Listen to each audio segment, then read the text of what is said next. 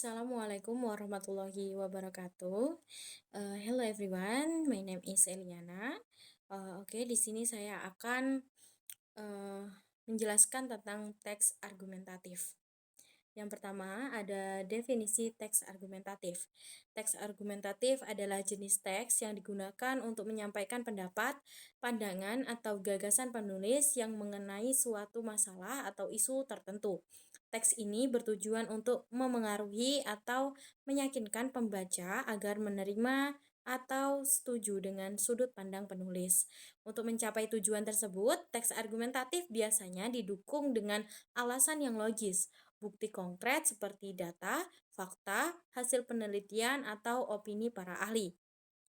Teks argumentatif tidak hanya sekedar menyampaikan pendapat pribadi, tetapi juga memberikan dasar atau alasan yang kuat agar pembaca merasa argumentasi yang disampaikan memiliki keabsahan. Dalam teks ini, penulis juga sering menggunakan gaya bahasa persuasif untuk membangun hubungan emosional dengan pembaca, meskipun argumennya tetap berbasis fakta dan logika. Selanjutnya, ada tujuan teks argumentatif. Ada 3 nih. Yang pertama, meyakinkan pembaca tentang kebenaran pendapat atau sudut pandang penulis. Yang kedua, ada mendorong pembaca untuk berpikir kritis terhadap suatu isu. Yang ketiga, membuka diskusi atau wacana baru mengenai topik tertentu. Selanjutnya, ada ciri-ciri teks argumentatif.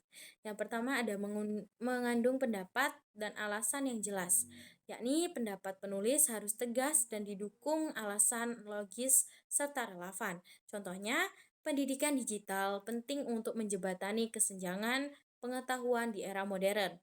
Yang kedua, ada menggunakan bahasa persuasif, yakni bahasa yang digunakan bertujuan untuk membujuk atau memengaruhi pembaca agar setuju dengan pendapat penulis.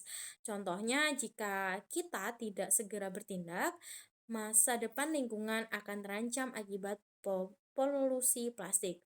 Yang ketiga, ada didukung oleh bukti konkret, yakni data, fakta, atau kutipan ahli digunakan untuk memperkuat argumen. Contohnya, menurut laporan WHO tahun 2022, 91% dari populasi dunia tinggal di daerah dengan kualitas udara buruk. Dan yang terakhir, ada berstruktur logis yakni setiap bagian teks tersusun secara logis, mulai dari pendapat, alasan, hingga kesimpulan. Selanjutnya ada struktur teks argumentatif. Yang pertama ada pernyataan pendapat, bagian pembuka yang berisi pendapat utama penulis terhadap topik yang dibahas.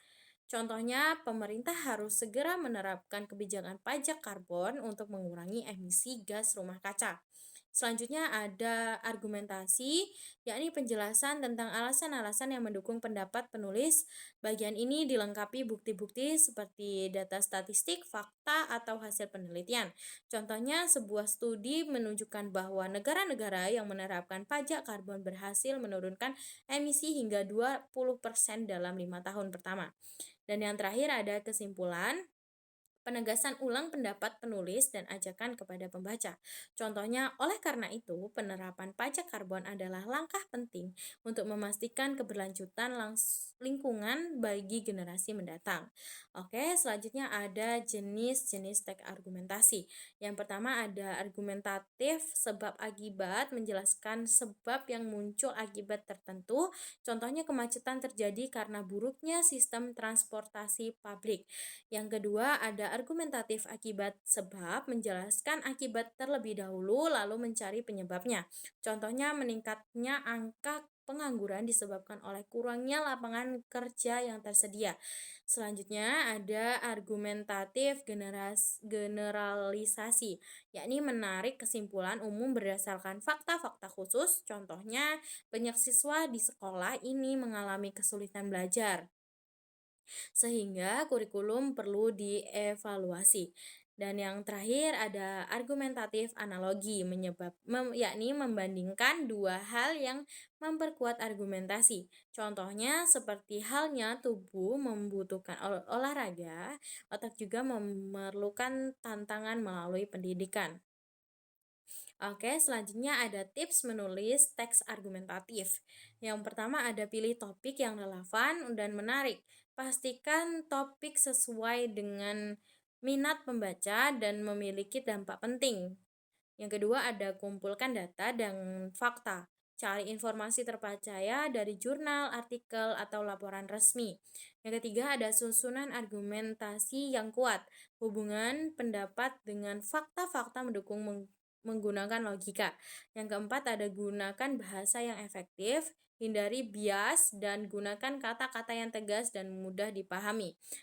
Yang kelima ada hindari flash falasi atau kesalahan logika. Pastikan argumentasi Anda tidak mengundang asumsi yang tidak berdasarkan atau manipulatif.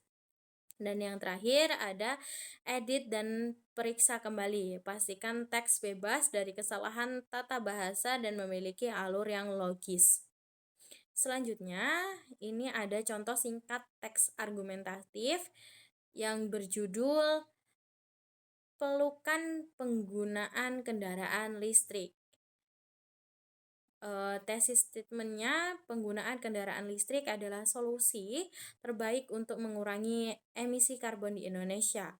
Argumentasinya, pertama, kendaraan listrik tidak menghasilkan polusi udara. Menurunkan laporan Kementerian Lingkungan Hidup, sektor transportasi menyumbang 30% emisi karbon di Indonesia. Kedua, biaya operasional kendaraan listrik lebih murah dibandingkan kendaraan berbahan bakar fosil. Akhirnya pemerintah telah memberikan subsidi untuk pembelian kendaraan listrik sehingga lebih terjangkau bagi masyarakat. Kesimpulannya, dengan manfaat lingkungan dan ekonomi yang signifikan, kendaraan listrik menjadi pilihan utama masyarakat untuk transportasi yang lebih ramah lingkungan. Oke, itu tadi sedikit penjelasan dari saya tentang teks argumentatif. Bila ada kata yang salah, saya minta maaf. Saya akhiri, wabillahi taufiq walhidayah. Wassalamualaikum warahmatullahi wabarakatuh.